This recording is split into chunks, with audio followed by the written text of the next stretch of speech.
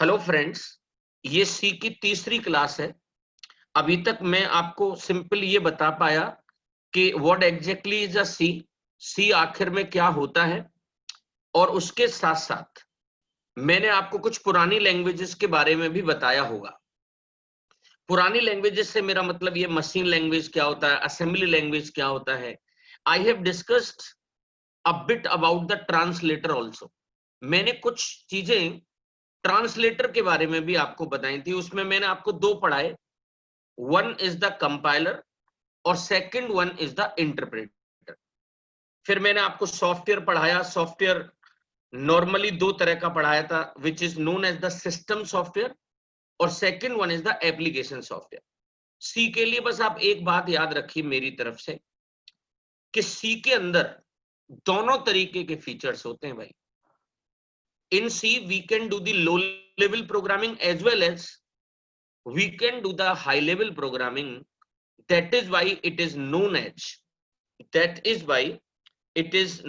as the middle level language. इस language को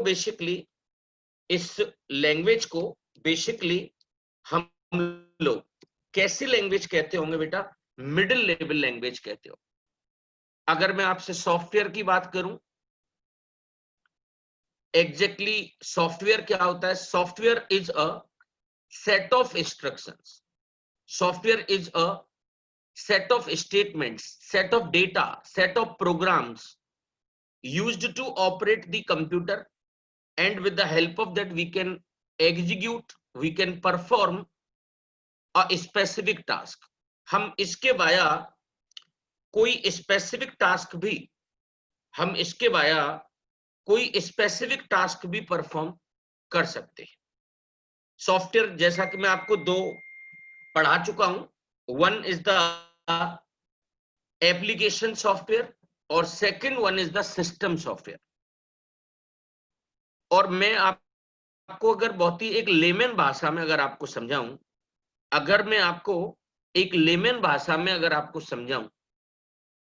जैसे विंडोज के पॉइंट ऑफ व्यू से अगर हम बात करें, तो सॉफ्टवेयर बेसिकली एक ईएक्सी होती है। सॉफ्टवेयर बेसिकली क्या होता होगा? एक ईएक्सी बोले तो एग्जीक्यूटेबल फाइल। ये जो फाइल है ना, सम का कोई प्रोग्राम किसी ने बनाया, मान के चलिए उसे कंपाइल वंपाइल कर लिया, तो उसकी एक एग्जीक्यूटेबल फाइल बन गई। कंप्यूटर अंडरस्टैंड ओनली 0 and 1 ना, तो ये एग्जीक्यूटेबल फाइल जो होती है, इसी को बेसिकली हम सॉफ्टवेयर कहते हैं। अब सॉफ्टवेयर छोटा भी हो सकता है, it is containing only one program, और ये बहुत बड़ा भी हो सकता है, which contains so many programs, जिसके अंदर के बहुत सारे प्रोग्राम हो सकते हैं। C programming is considered as the basis for the other programming languages. C को दूसरी प्रोग्रामिंग का एक तरह से बेस माना जाता है। That is why it is known as the mother language. इसीलिए हम इसको बेसिकली मदर लैंग्वेज के नाम से भी जानते हैं, क्योंकि सारा कुछ जो बेस बनेगा वो आपका इसी से बनेगा। जितना बेहतर आपका सी होगा, उतना ही अच्छा आप इसके अंदर परफॉर्म शायद कर पाएंगे। सी इज ऑल्सो डिफाइंड एज, अगर मैं आपसे सी की बात करूं, सी के कई नाम होते हैं। आपको एक नाम तो मैं बता ही चुका हूं, C is a programming language, but आप इसे कई सारे नामों से जान सकते हैं। जैसे मैंने कहा it is a mother language, आप इसे एक मदर लैंग्वेज भी कह सकते हैं, बिकॉज ये दूसरी लैंग्वेजेस का आपको बेसिक कंप्लीट कराता है। आप इसे सिस्टम प्रोग्रामिंग लैंग्वेज भी कह सकते हैं, क्योंकि इसके फंक्शन ओरिएंटेड प्रोग्रामिंग लैंग्वेज, इसे बेसिकली कैसी लैंग्वेज कहा जा सकता है बेटा? Function oriented.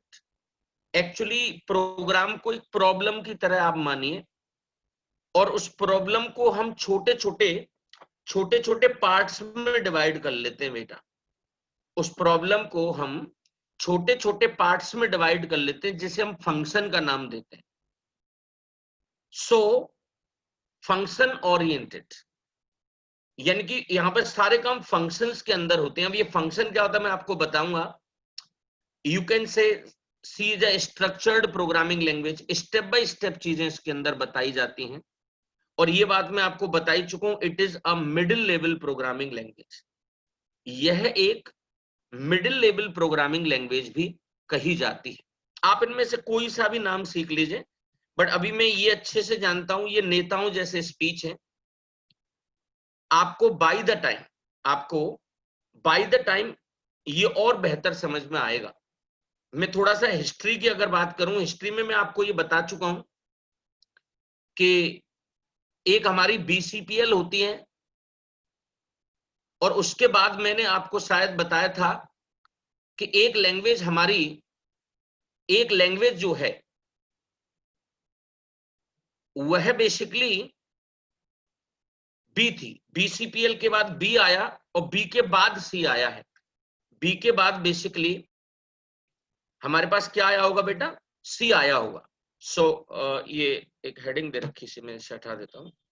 I have saved it.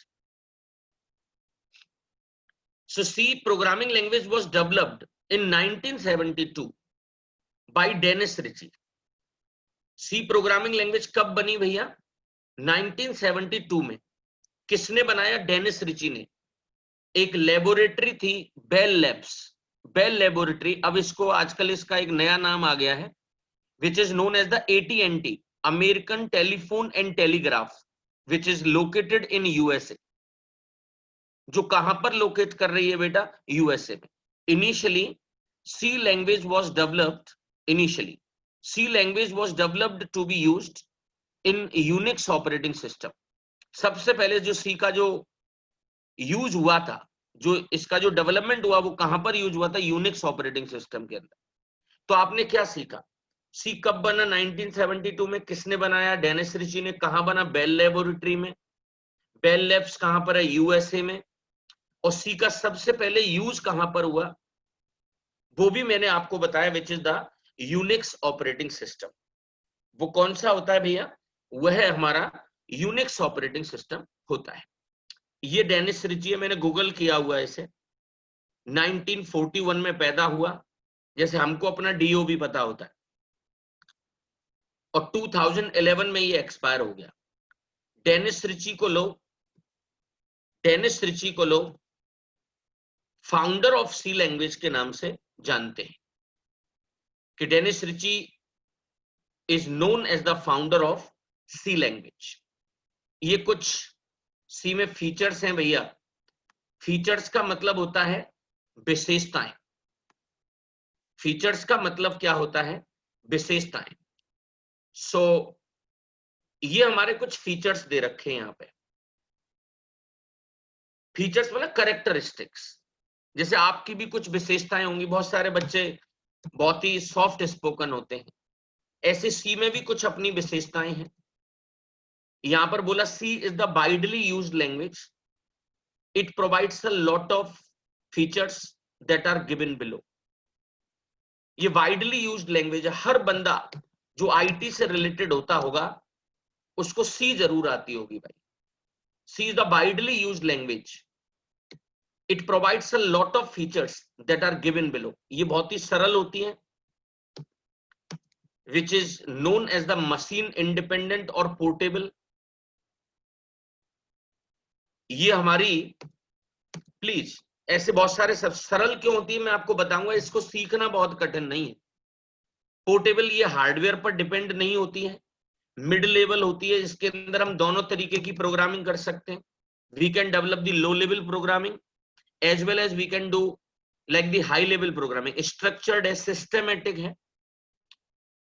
सो इनके फीचर्स में आता क्या क्या है, इनके फीचर्स में आता क्या क्या है।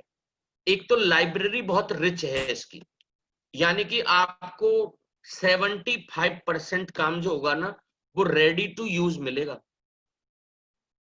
मेमोरी मैनेजमेंट इसमें कर सकते हैं, हमें कभी किसी को मेमोरी एलोकेट कराना हो, किसी मेमोरी को हमें रिलीज करना हो, इसका मैनेजमेंट बड़ा इफिशिएंट है। यहाँ पे स्पीड भी बहुत अच्छी है, इसमें जो सबसे इंपॉर्टेंट टॉपिक है पॉइंटर्स।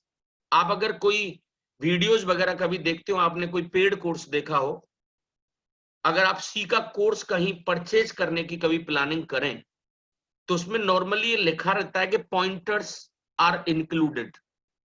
ये इतना बड़ा टॉपिक है, करीब इसे सीखने में ही 5 दिन आपको लगेंगे। बट मैंने आपसे कहा था ना, अभी तो आप इसे ऐसे समझो जैसे आप मार्केट में कोई बुक खरीदने जा रहे हैं, you are purchasing any book, और आप उसका इंडेक्स देख रहे हैं कि इस बुक के अंदर क्या क्या दे रखा है। एक फीचर रिकर्सन का होता है बेटा।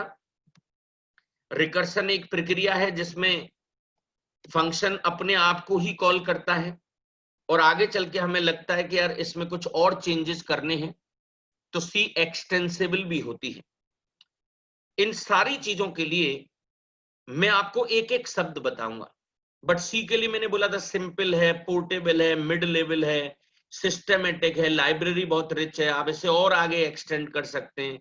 रिकर्सन का फीचर होता है, pointers is given, it is a bit faster, memory management दे रखा है। दीज ऑल आर व्हाट, आपको जो ये डायग्राम में आपको दिखा रहा हूं ना, these all are these all are the features. ये सारे क्या हैं? फीचर्स हैं।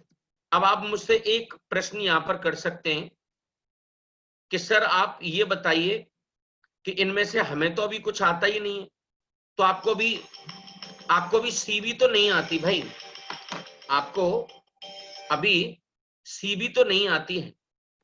जैसे ही आपको सी पूरी तरह से समझ में आ जाएगा, जैसे ही आपको सी पूरी तरह से समझ में आ जाएगा, आप इन फीचर्स में भी, इन फीचर्स के अंदर भी मास्टर हो जाएंगे। बट आज मैं आपको इनके बारे में एक एक लाइन पढ़ाना चाहता हूं। आप बस इतना सीख लो कि कौन सी चीज क्या है। ये सारे फीचर्स बता रहा हूं। जैसे नंबर 1 पहला फीचर है ये, और इसके बारे में मैंने क्या बोला? Simple.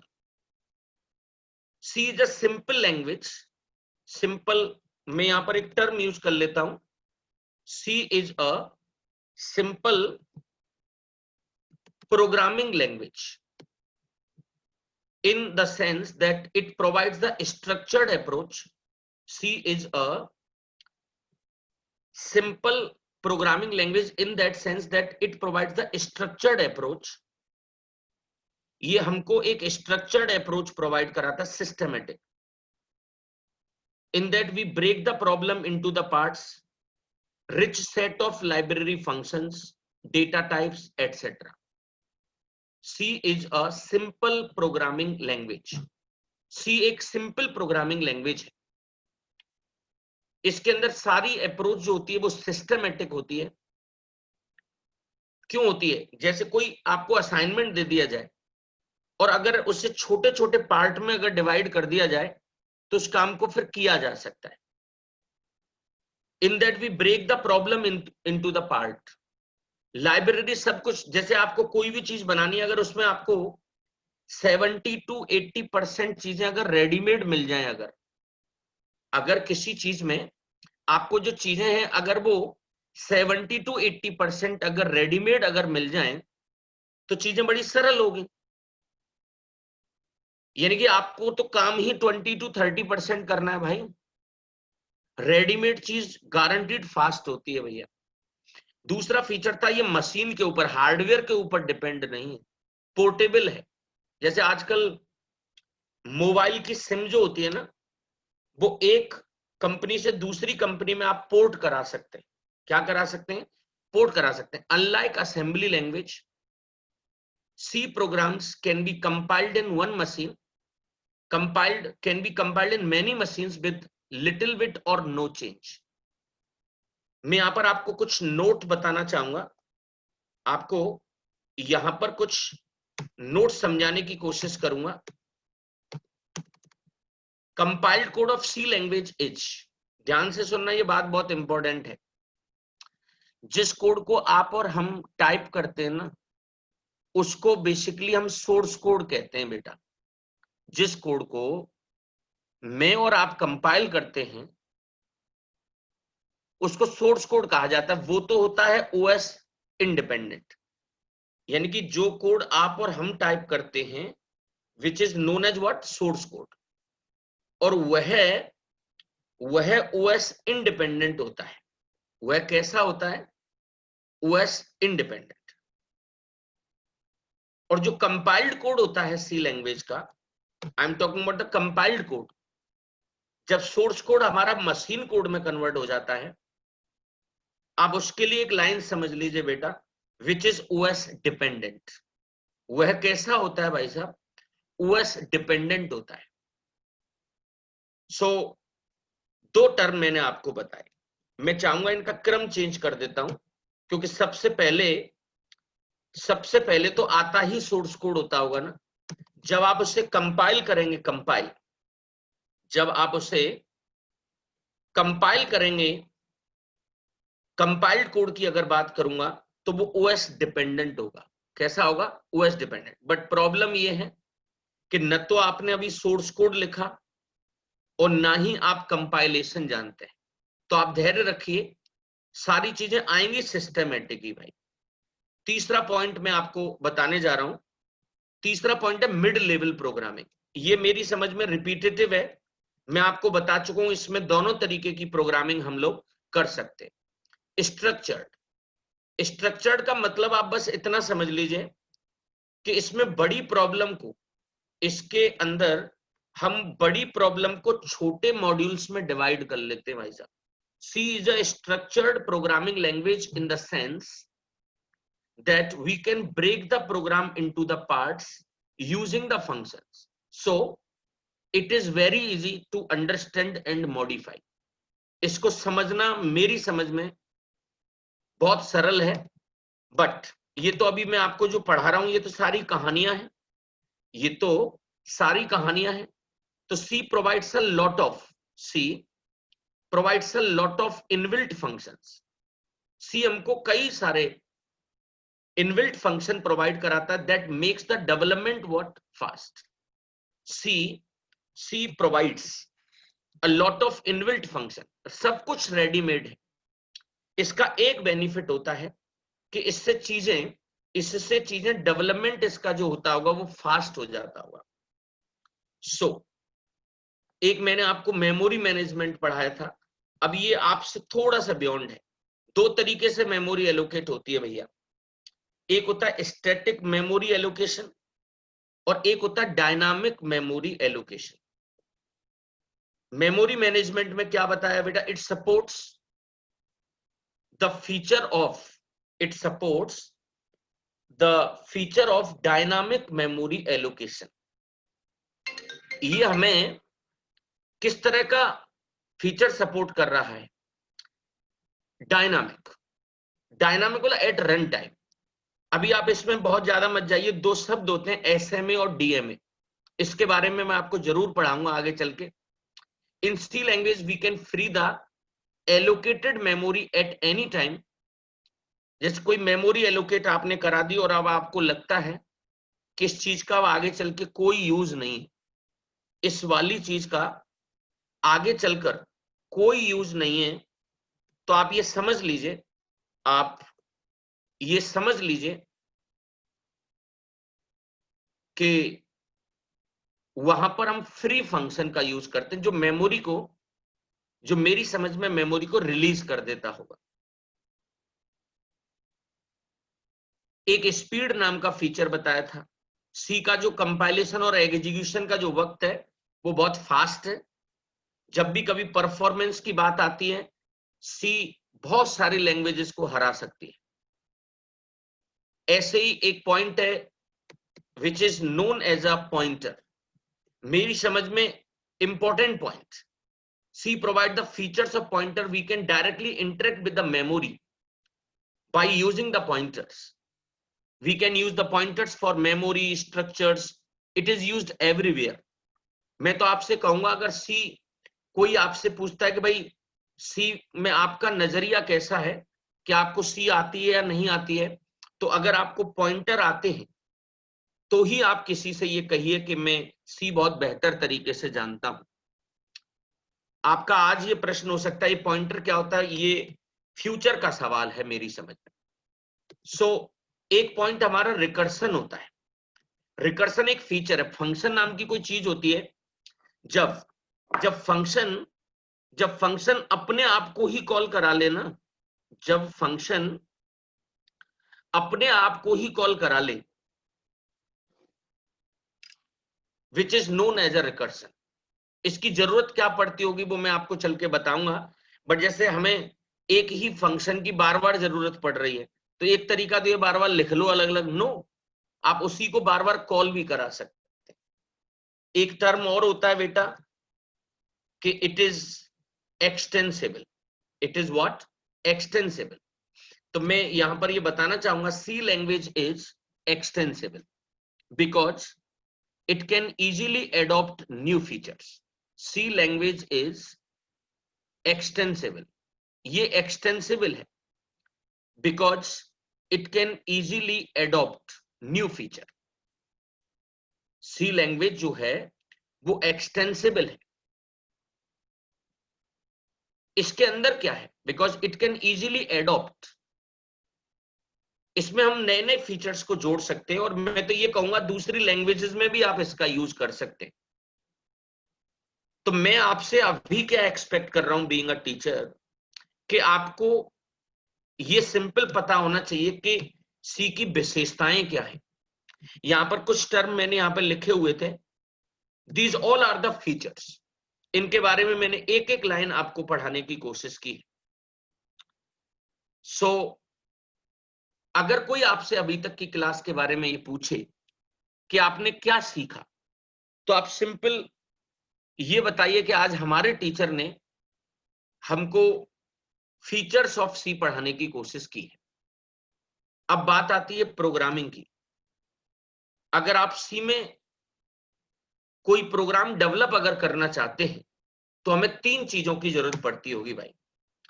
Phases of C programming development. जो सी होता है उसका जो डेवलपमेंट है उसके कुछ फेजेस हैं। To develop a C, phase जानते हैं, जैसे मूवी आपके दो फेज में होती है, बिफोर इंटरमिशन और after intermission. So to develop a C program we need three things. हमें तीन चीजों की जरूरत पड़ेगी भाई साहब। एक, हमें टेक्स्ट एडिटर चाहिए जो आपके पास ऑलरेडी होता है, जैसे नोटपैड। आपके हर एक के लैपटॉप में आपको ये मिलेगा। एक तो हमें हर प्रोग्रामिंग लैंग्वेज के लिए एक टेक्स्ट एडिटर चाहिए। दूसरा, हमें एक लैंग्वेज ट्रांसलेटर की जरूरत होती है, जहां पर मैं एक टर्म यूज कर रहा हूं which is known as the compiler, जो हमारे सोर्स कोड को मशीन कोड में कन्वर्ट करता होगा। जो हमारे सोर्स कोड को किस में कन्वर्ट करता होगा बेटा? मशीन कोड में। और एक हमारा ये रन टाइम एनवायरनमेंट होता है।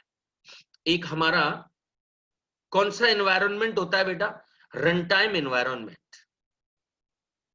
ये टेक्स्ट एडिटर है, this is the compiler, this is the run time environment. ये तीन चीजें आपको इसके अंदर मिलेंगी,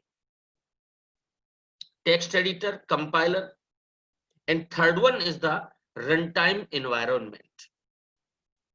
अब मैं आपको ये बता दूं, आपने टेक्स्ट एडिटर तो सुना होगा, ये चीज तो अभी आपने देखी नहीं है। अब इनकी जरूरत क्या है? तो मैं एक तरफ तो आपको बताऊंगा टास्क, और दूसरी तरफ बताऊंगा उसका टूल। दूसरी तरफ उसका मैं आपको क्या बताने वाला हूंगा बेटा? टूल। इसको थोड़ा सा समझना।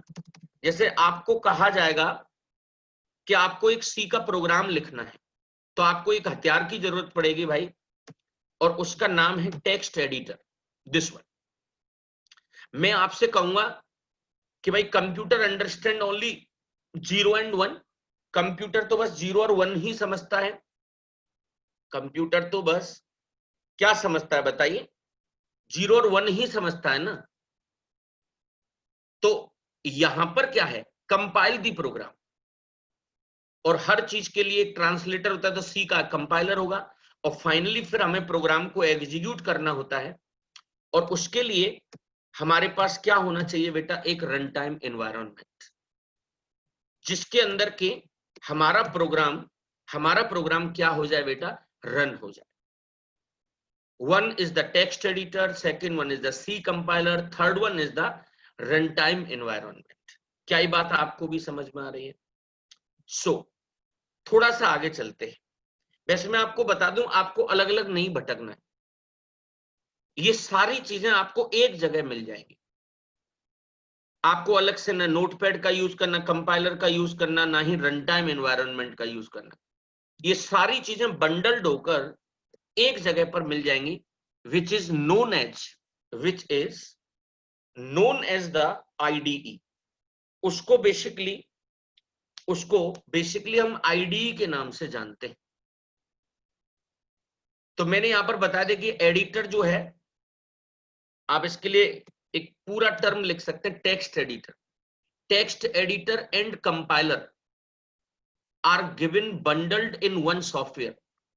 जो टेक्स्ट एडिटर और कंपाइलर है उसको बंडल्ड कर दिया गया एक सॉफ्टवेयर में, और उस सॉफ्टवेयर को हम नॉर्मली IDE के नाम से जानते हैं। IDE की कई सारी जगह पर जो फुल फॉर्म होती है, which is the integrated development environment, और कई सारी जगह पर मैंने इसका एक नाम और देखा है, which is known as the interactive development environment, that is known as what, IDE बोले तो इंटीग्रेटेड डेवलपमेंट एनवायरनमेंट, और आप क्या कह सकते हैं इसे, इंटरेक्टिव डेवलपमेंट एनवायरनमेंट। यहां पर कुछ एग्जांपल्स हैं IDE के, यहां पर कुछ एग्जांपल्स हैं, जैसे एक टर्बो कंपनी की IDE होती है, turbo C++ IDE, CID Dev की होती है, कोड ब्लॉक होता है, विजुअल स्टूडियो होता है, so many types of the IDE। आजकल जो ट्रेंड में है ना, वो कोड ब्लॉक है। बट अगर आप किसी पुराने जमाने के किसी टीचर से आप जुड़े हुए हैं, या कोई पुराने जमाने का कोई कॉलेज है, वो अभी भी लोग टर्बो कंपनी का IDE यूज करते हैं। तो मैं आपको एक बात बताना चाहता हूं, यहां पर मैंने टेक्स्ट एडिटर का जिक्र किया, मैंने आपके सामने कंपाइलर का जिक्र किया, बट मैंने आपको रन टाइम एनवायरनमेंट नहीं बताया। मैं यहां पर यह समझाना चाहता हूं कि सी के पास अपना खुद का रन टाइम एनवायरनमेंट नहीं है भाई। सी के पास अपना खुद का रन टाइम एनवायरनमेंट नहीं। C is not having its own runtime environment। तो C फिर ऑपरेटिंग सिस्टम का रनटाइम एनवायरनमेंट यूज करती है। For C programming, runtime environment is provided by the operating system। For C programming, runtime environment is provided by whom? By the OS। So IDE के बारे में थोड़ा सा जिक्र करना चाहूंगा। It is an integrated development environment जो हमें एक कॉम्प्रिहेंसिव फैसिलिटी प्रोवाइड कराती है टू डेवलप द प्रोग्राम। इसके अंदर एडिटर भी होगा, कुछ ऑटोमेशन टूल्स होते हैं, बग को ठीक करने के लिए डीबगर होता है, और ये कुछ एग्जाम्पल्स यहां पर दिए गए हैं। सो मैं उम्मीद करूंगा ये पॉइंट आपको समझ में आ रहा होगा। अब यहां पर मुझे आपको इंस्टॉलेशन बताना है, राइट, टर्बो C++ IDE का, बट ये बिल्कुल एक सेपरेट टॉपिक रखेंगे हम लोग। आज के लिए मैं इसमें इतना ही रखूंगा। Thank you so much.